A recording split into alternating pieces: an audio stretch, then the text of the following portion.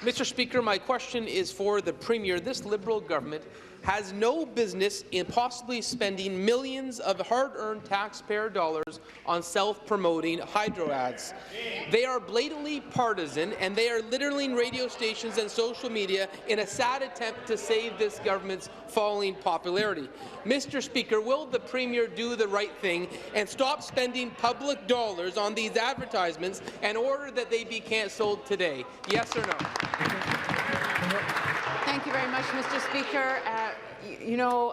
I've been traveling the province. I've been talking to people for months, Mr. Speaker, including last week, and people are very, very concerned about their hydro bills, Mr. Speaker. The Leader of the Opposition knows that. He knows, Mr. Speaker, as does the third party. They know that people are looking for relief, that the work that we have done up until now, Mr. Speaker, that there's more that we need to do. That's why the 25% reduction is very important. So, Mr. Speaker, we're moving ahead with our plan. I would have thought that, given the noise from the other side, Mr. Speaker, they understand that people are concerned about their electricity bills, that they would be supportive of the changes that we are bringing forward, Mr. Speaker, that will give real relief to people across the province.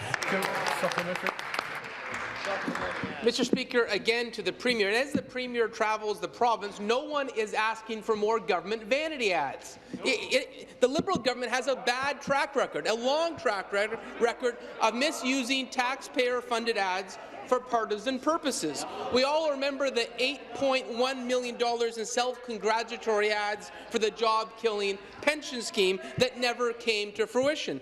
$8.1 million just to pat themselves on the back. Mr. Speaker, how many millions of dollars is this government going to waste on more self-congratulatory radio ads? So,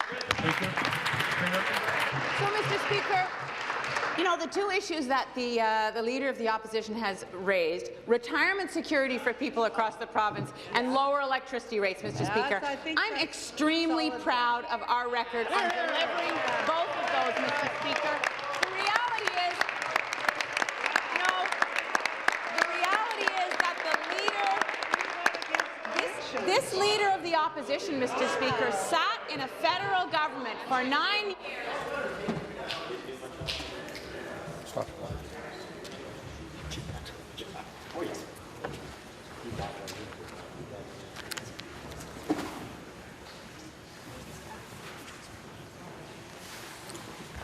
Federal government, Mr. Speaker, for 9 years that wouldn't even talk to the province about retirement security, wouldn't even talk about Canada Pension Plan enhancement, Mr. Speaker. We've moved on that. We now have a national agreement on pension enhancement, Mr. Speaker. We have an enhanced Canada Pension Plan because of the work that we did on the ORPP, Mr. Speaker. In addition, we're going to deliver lower electricity rates, Mr. Speaker. Final supplementary. Member from Bruce Grey, Owen Sound, come to order. Final supplementary. Mr. Speaker, again to the Premier, it really is unbelievable. When people can't afford their hydro bill, this government is spending millions on vanity ads, self-promoting their own agenda. I'm going to read a quote from the Auditor General. The ads likely would not have been approved under the old government advertising rules. That's Auditor General Bonnie Lysyk. The changes the Liberals enacted in 2015 reduced her office to a rubber stamp. I'll continue the quote from the Auditor General. Under the previous legislation, it would likely not have passed because it does convey a positive impression of the current government, and it's more a pat-on-the-back type of advertising. Those rules were put into place to prevent Liberal wasting taxpayer dollars on vanity ads. They changed the rules so that they could use taxpayer dollars to promote themselves. So, the government can dance, the government can point the finger, the government can avoid answering the question. For years, they complained about these type of ads when they're in opposition. They come to government, change the rules to not allow this to happen, and now they're doing the same thing. Mr. Speaker, to the Premier, are you going to continue with these vanity ads? Be seated, please. Be seated, please. Thank you.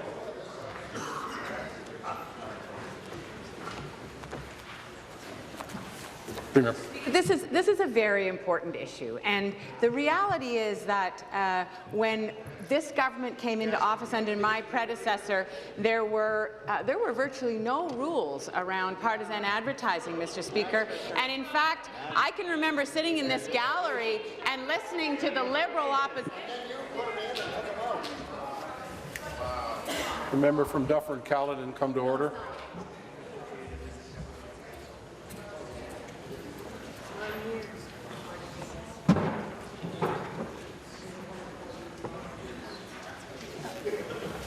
Premier. I can remember sitting in this gallery, Mr. Speaker, when the Liberal opposition was asking the then Tory government about advertising that had the Premier's face in it, Mr. Speaker, that was all over. There were kids out of school because there were strikes, Mr. Speaker. There were hospitals being closed. The amalgamations were being imposed, Mr. Speaker. Chaos was reigning, and the Premier of the day had his face all over advertising. We changed those rules, Mr. Speaker. Thank you.